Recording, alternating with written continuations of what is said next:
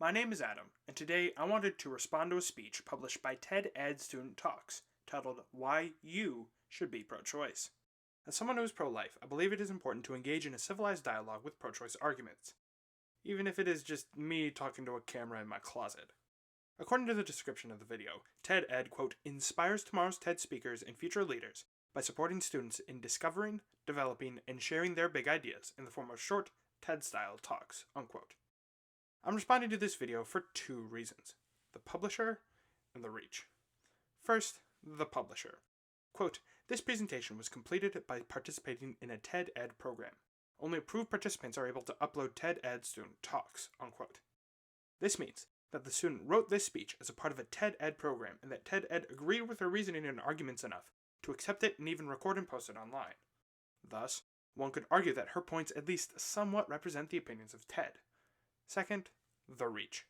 This video at time of recording has over 26.8 thousand views, and while the video has likes and comments disabled, one can assume that the majority of the views are from people that at the very least agree with the student's points. For these reasons, I think it is important to at least talk about the ideas presented by this student.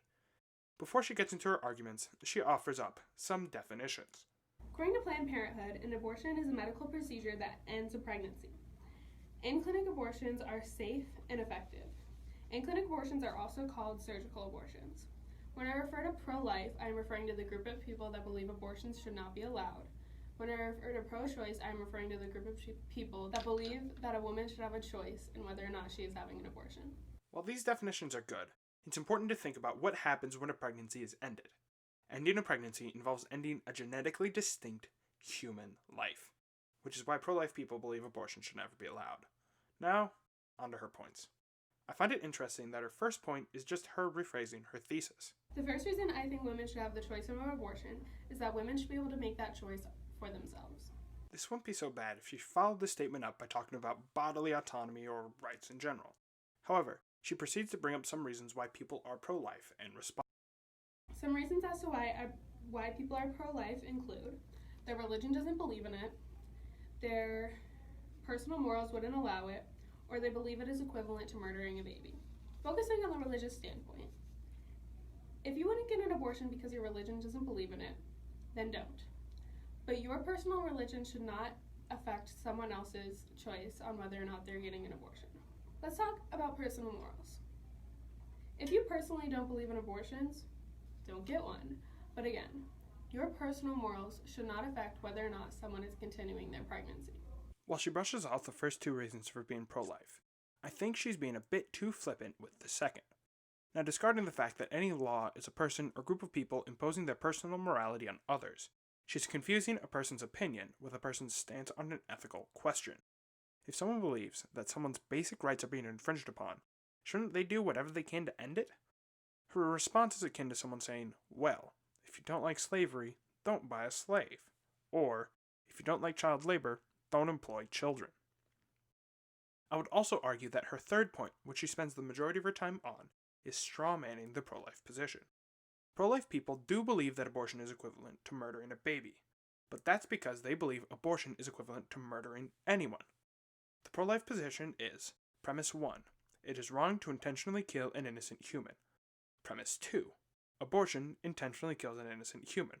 Conclusion, therefore, abortion is wrong. Now this might seem a little nitpicky, but it will be important later on. There's a difference between a baby and a fetus. A fetus is an offspring 8 weeks old or less. A fetus relies completely on their mother. The first trimester of the pregnancy is when more than 60% of all abortions happen. The first trimester is 12 weeks long. A fetus is thought to have the same mental capacity as a tulip. A baby, however, has much more mental brain activity. And only about 30% of abortions happen after the first trimester, and that is only when it's absolutely necessary. So no, abortion is not equivalent to murdering a baby. What she fails to argue here is that the difference between a fetus and an infant are morally significant enough to make abortion okay. Let's look at her first point, degree of dependency. She says that a fetus relies completely on their mother, which is true. However, an infant is also completely dependent on their mother. In fact, even a toddler left to their own devices would not be able to sustain themselves. So, this difference really does not matter. Her second point is level of development. She argues that because a fetus has the same mental capacity as a tulip, it does not have a right to life, while an infant does. Now this brings up a couple questions. 1. What is the mental capacity one needs in order to obtain the right to life, and why?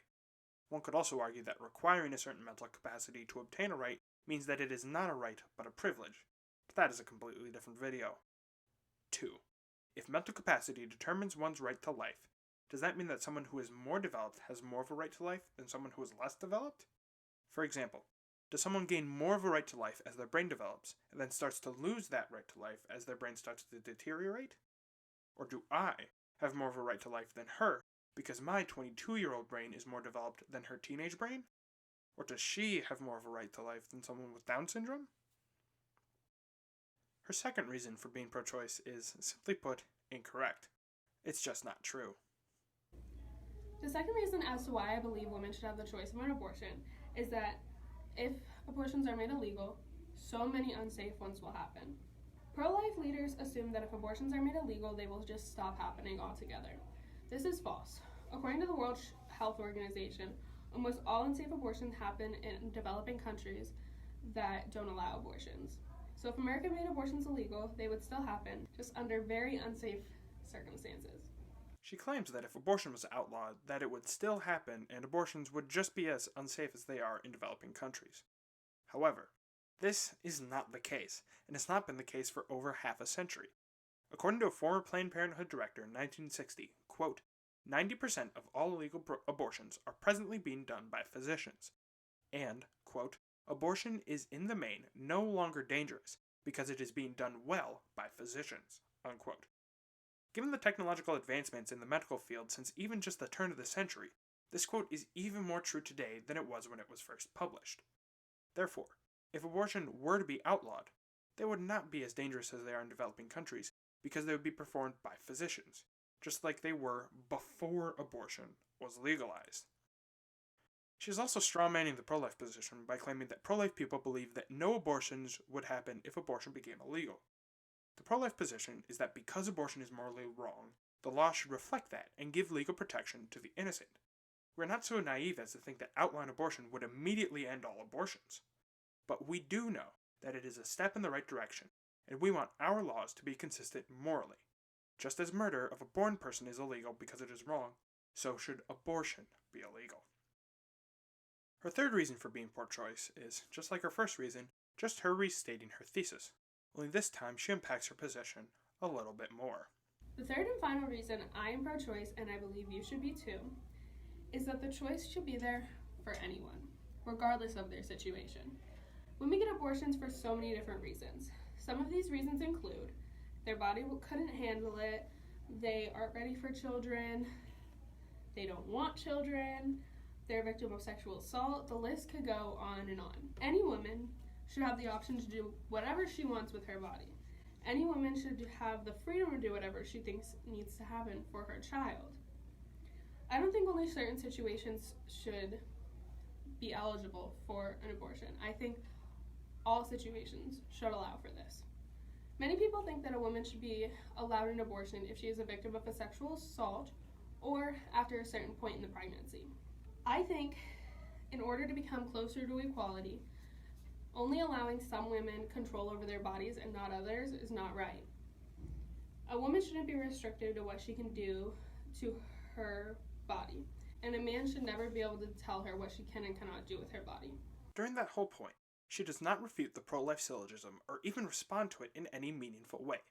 She lists reasons for why a woman would want to get an abortion, but does not refute the pro-life position that the fetus's right to life is more morally significant than the woman's rationale. If it is true that it is wrong to intentionally kill an innocent human, and abortion intentionally kills an innocent human, then a woman's circumstances cannot make an abortion morally right. Also, I would argue that allowing abortions for every circumstance does not get our society closer to equality. For example, allowing abortion for every reason means allowing sex-selective abortions and abortions based on possible birth defects. Can you really say that your society is more equal because a woman can choose to end the life of a fetus just because it is a girl? Finally, if abortion is okay in any situation, why stop before the child is born? If all situations allow for an abortion, then a woman would be able to choose to end the pregnancy right up until the moment of birth. If that is the case, why stop there? Why not after the child is born? This student has not shown any real difference between a fetus and an infant, which would allow for someone to end the fetus's life while not allowing someone to end the infant's. In conclusion, the student might have given her reasoning for being pro-choice, but I don't think her arguments were very strong or compelling enough to make me pro-choice. Do you agree? Disagree? Let me know in the comment section below. Thank you so much for watching, and I look forward to seeing you in the next video. Goodbye.